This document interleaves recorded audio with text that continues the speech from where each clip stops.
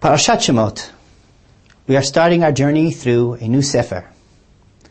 The great saga of the slavery of the Jewish people in Egypt. We've all heard the story countless times. We hear it when we read these parashiyot. Once again, we readdress it around Pesach time. What I would like to do today is illustrate to you how important it is to pay careful attention to Midrashei Chazal. I would like to try to illustrate how some fundamental questions need to be asked. Without them, the story doesn't make much sense. I'm not going to address the great saga of the slavery from Egypt, but rather focus in particular on the leader. In some ways, the hero of the story. The birth and the raising of Moshe Rabbeinu. I would like you to think for a moment about what we really know about Moshe. Moshe, the master of all prophets, the recipient, the perfect recipient of Torah, the ultimate leader of Am Yisrael. Yet, let's think for a moment about his childhood. He is born to a household in which he is in the center of the leadership of Am Yisrael. Amram, his father, the leader of the Jews during the difficult years of slavery. And as a very, very small baby, he finds himself being placed in a basket, placed in the river, and he is in the hands of the daughter of the Pharaoh. So of course Miriam has this wonderful idea, and she manages to arrange for his mother Yocheved to take him back for the nursing period. So let us extend the nursing period till 3 years old. Moshe Rabbeinu is 3 years old, and he is delivered back to the palace. And then he grows up in Pharaoh's house. So what is it that Moshe really knows about the Jewish people? Let us think. How much of a Jewish education did he receive? What does he know about Jewish culture, history, the house of Yaakov, the importance of the tribes, the great destiny that is foretold of our people? What does he really know? The Torah skips over this entire saga and presents us with a very strange sentence. Vayigdal Moshe vayetze lachav. Moshe grows up and he goes out to seek his brothers. Where does Moshe know who his brothers are? What does he know to expect of them? And on that very day, he decides to take such a gutsy move as to align himself with Am Yisrael by killing the Egyptian? Day one is finished. I wonder what Moshe felt when he went back to the palace that day. What unbelievable emotions he must have been experiencing. Yes, in our day and age, it seems to be that right away the image of Charleston Heston comes to mind, and we have all of the players set in our mind. But in fact, we have to wonder what was really going through Moshe's mind. And the next day when he goes out and he sees two Jewish people fighting with one another, and he tries to intercede to help the weaker, he is told, Mi simcha asar v'shofet aleinu, who made you in charge? The next day he flees for his life. That's it. For the next 40 years, Moshe is going to live in Midian. He is going to work as a shepherd in his father-in-law's house, totally separated and isolated from the Jewish people. And all of a sudden, he's going to have this amazing revelation of a burning bush. How do we truly understand the depth and background of Moshe Rabbeinu? Well, there's a small nuance that we miss in the storyline, and we need to take a careful look at what the Gemara says about what truly happened here. If we try to imagine the storyline as we all were raised to hear the story, we probably could picture the basket flowing down the Nile River and Miriam hopping in between the weeds. And as the basket slowly flows and finds itself arbitrarily floating nearby as the daughter of Pharaoh is by the river with her maids. Careful reading of the Torah will tell us a very different story. Where was the basket placed? The Torah is quite explicit.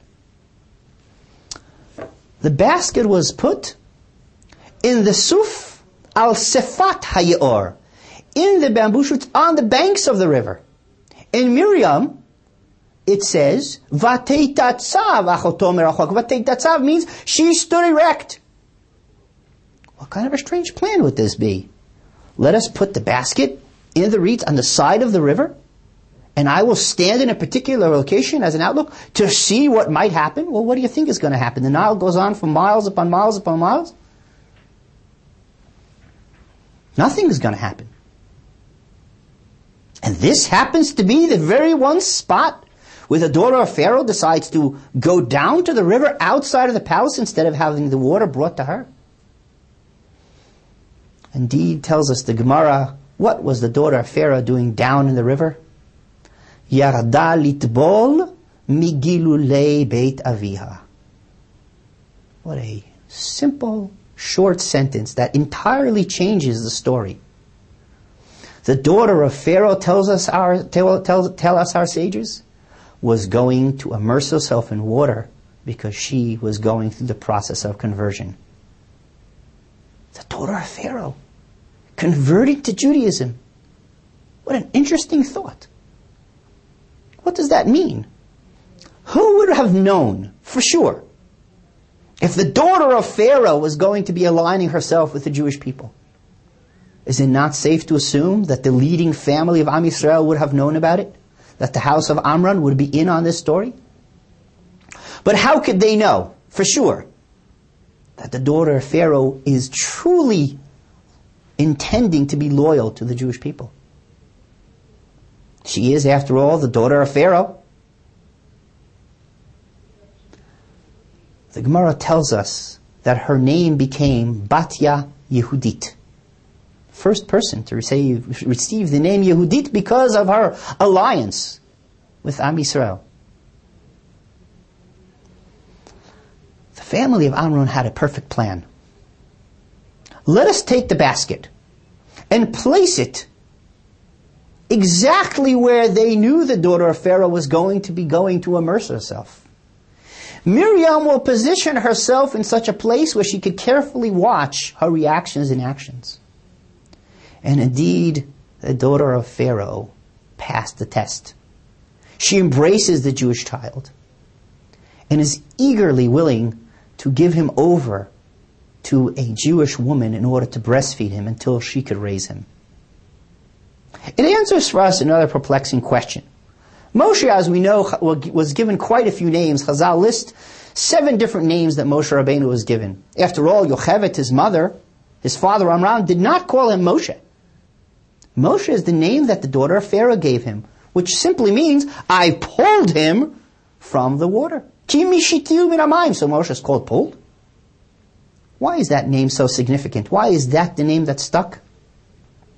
Because the daughter of Pharaoh was saying, God has given me a gift because of the bold move that I have taken. And I am embracing this child as a gift from God. Now we could understand. In fact, Moshe Rabbeinu was raised in the palace of Paro, but indeed raised with all of the values, culture, and history of the Jewish people. His loyalty to the Jewish people was unwavering. Indeed, the first day, he does exactly what he was taught to do. Become an Arev.